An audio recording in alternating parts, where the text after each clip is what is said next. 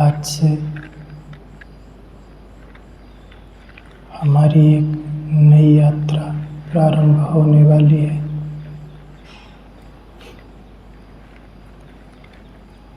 ज्ञान के जितने पक्ष हुए हैं, ज्ञान की जितनी बातें हुई हैं,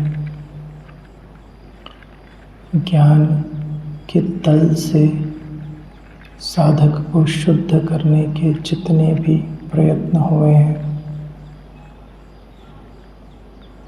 सर्वांग दिशाओं से, चाहे वह शरीर के तल से हो, चाहे वह भाव के जगत से हो, चाहे वह बुद्धि के तल से हो, चाहे वह संसार के तल से हो,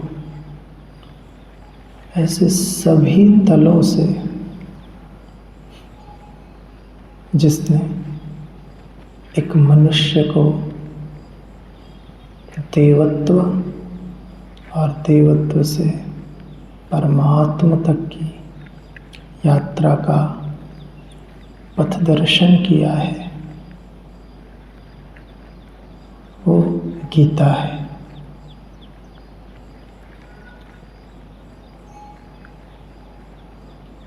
और आज से हम उसी के इशारों को समझने वाले हैं।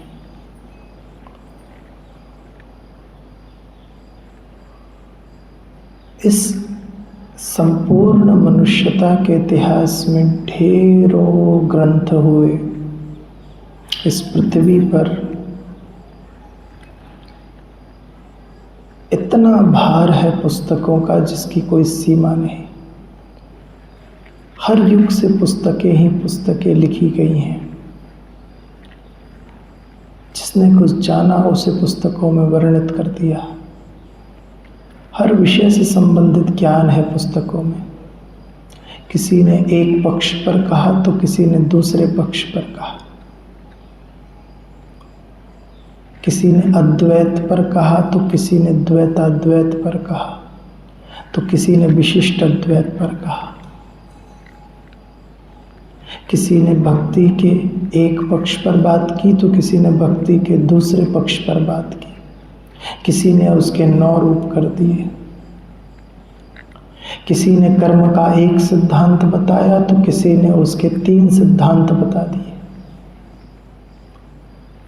किसी ने सूक्ष्म जगत के 5 खंड किए तो किसी ने 25 कर दिए, तो किसी ने 31, किसी ने 36। उस सत्य को समझने के लिए जितने भी मार्ग हो सकते थे, जिसके द्वारा भी कहे जा सकते थे, सबने बहुत विस्तार से उसे समझाने की चेष्टा की। परंतु गीता इन सब में बड़ी बहुमूल्य है। गीता मात्र ग्रंथ नहीं है, गीता अनुभव से निकली हुई घटना है। गीता का मूल्य बाकी ग्रंथों से अधिक हो जाता है, बढ़ जाता है, क्योंकि बाकी ग्रंथ एकांतवास में लिखे गए थे। कोई जंगलों में, कोई अरण्यों में, कोई मंदिरों में, कोई तीर्थों में।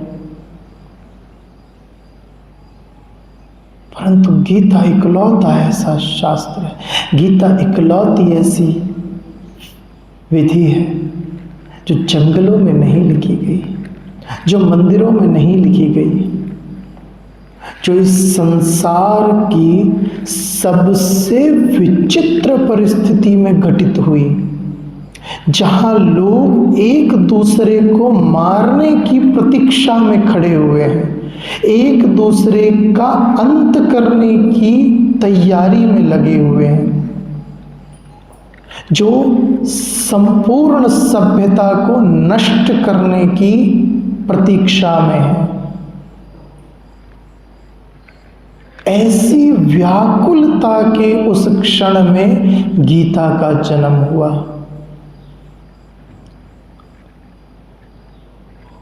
जैसे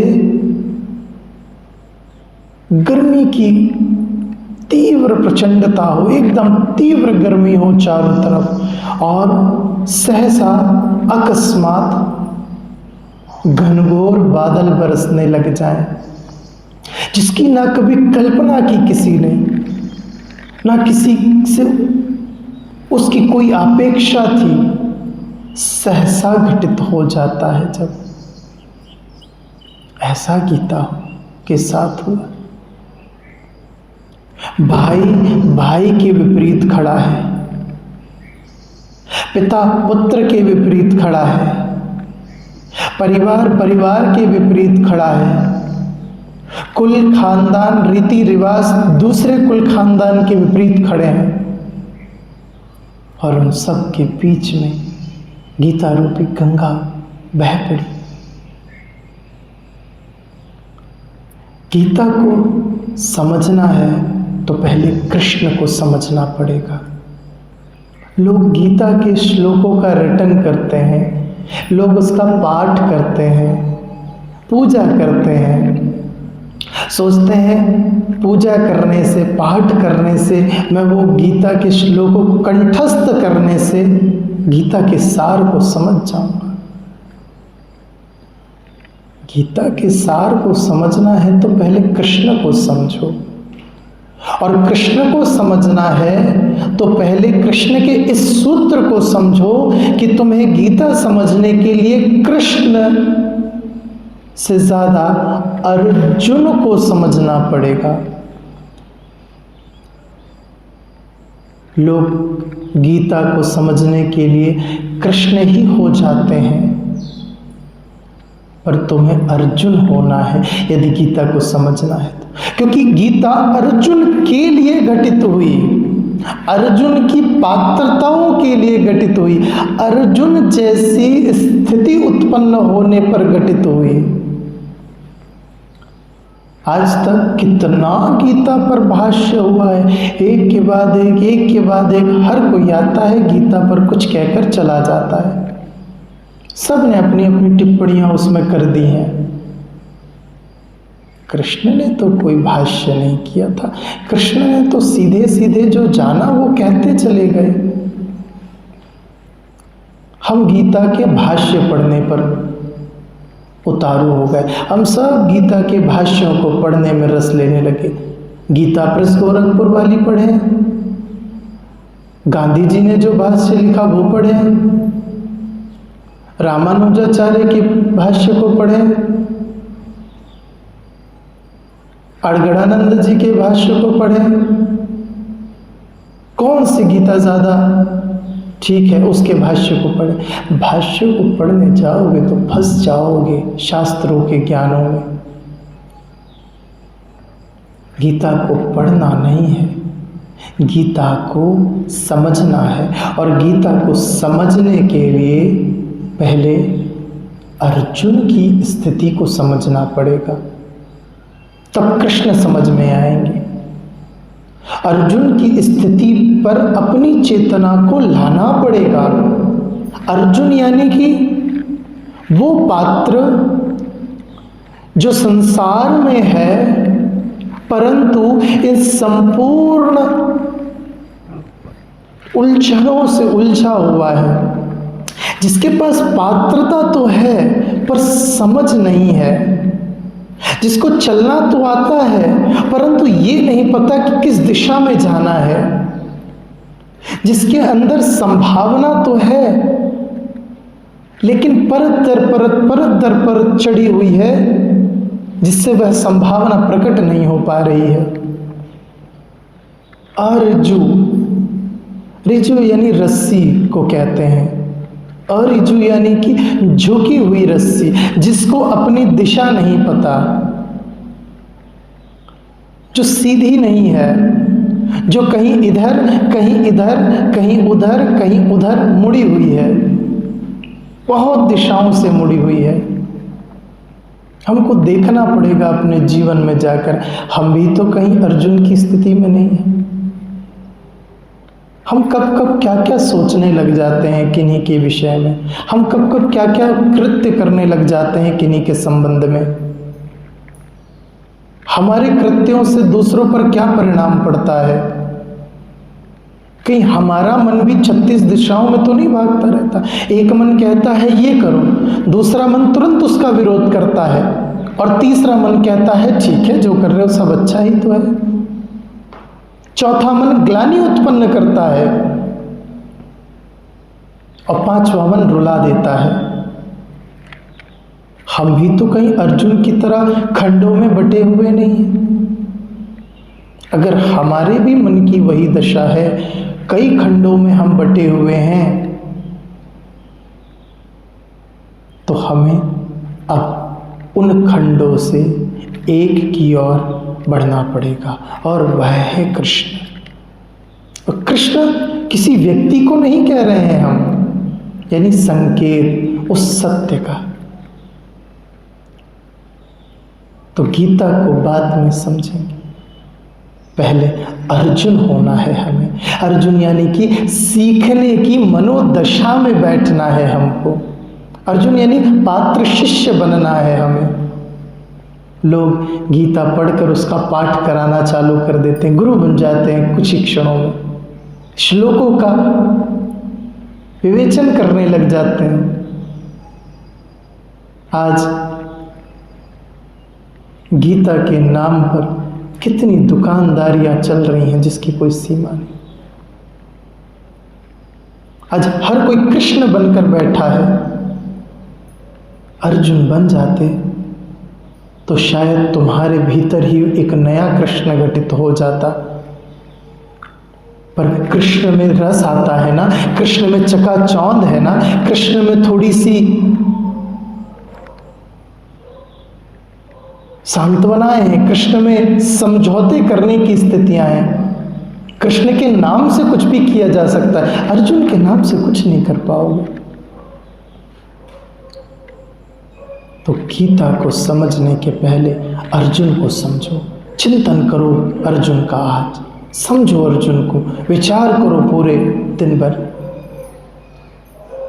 अर्जुन की मनोदशा का, अर्जुन की अवस्था का क्या स्थिति रही होगी जब उसको यह कहा गया कि तुम्हें तुम्हारे ही समकक्ष अपने परिवारजनों का वध करना है। हम भी तो रोज ऐसे ही लड़ रहे हैं इस संसार में। आज कोई मित्र है, कल वो हमारा शत्रु बन जाता है। आज जिस परिवार के साथ बैठकर भोजन कर रहे हैं, कल छोटी सी जमीन के टुकड़े के लिए वो ही हमारा शत्रु बन बैठता है। कोई महाभारत बहुत पुरानी घटना नहीं है, रोज घटित हो रही है महाभारत हम सबके जीवन में। देखो भाई भाई का शत्रु बना बैठा है,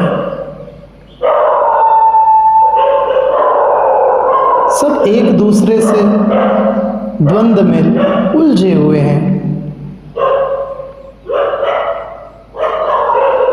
महाभारत को समझने के लिए अर्जुन की पात्रता को समझो, अर्जुन के चरित्र को समझो, अर्जुन की स्थिति को समझो। वो अर्जुन की स्थिति तुम्हें कृष्ण तक लेकर जाएगी।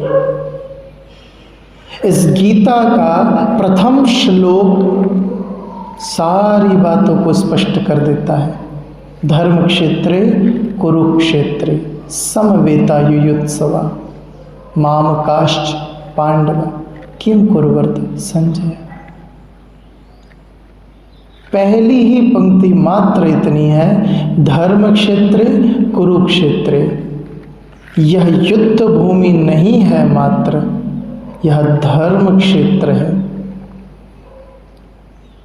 इस धर्म क्षेत्र में कौन धर्म के पक्ष में खड़ा है, कौन अधर्म के पक्ष में खड़ा है, इस धर्म क्षेत्र में ये संघर्ष क्यों चल रहा है। इसीलिए पहले धर्म क्षेत्र कहा, फिर कुरुक्षेत्र कहा। सारा संसार बाद में, पहले धर्म प्रमुख रखा गया है वहां। तो आज का चिंतन केवल अर्जुन हो करके, अर्जुन को समझे, अर्जुन को जिए, अर्जुन को देखें, अर्जुन के विषाद को समझे, क्योंकि पहला अध्याय ही अर्जुन विषाद योग है। शुरू गीता का प्राथमिक चरण ही है। जब तक तुम्हारे भीतर विषाद नहीं जन्म लेगा, विषाद यानी द्वंद्व, द्वंद्व नहीं जन्म लेगा। हमारे भीतर, सबके भीतर द्वंद्व जन्म लेता है, पर हम उसे इग्नोर कर देते हैं। उस द्वंद्व को देखो, अर्जुन की दृष्टि से देखो, तब कृष्ण समझ आएंगे। और एक बार कृष्ण समझ आ गए तो गीता भीतर से उत्पन्न होने लग जाएगी।